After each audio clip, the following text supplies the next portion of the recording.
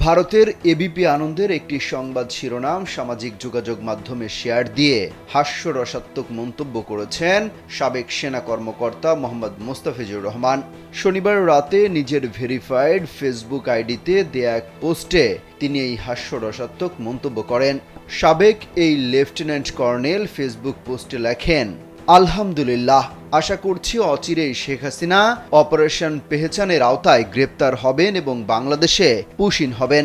তারপর একটি হাসির ইমোজি দিয়েছেন। এবিপি আনন্দের সংবাদ শিরোনামটি ছিল, বাংলাদেশিদের গ্রেপ্তার করতে অপারেশন পেহেচান, নয়ডা থেকে গ্রেপ্তার 10। ভারতের এবিপি আনন্দের প্রতিবেদনে উল্লেখ করা হয়েছে, জেনেক্সে শিফট করো, লাইফকে লিফট করো। অবৈধ অভিবাসীদের চিহ্নিত করতে এবং গ্রেপ্তার করতে অপারেশন পেহেচান পরিচালিত হচ্ছে।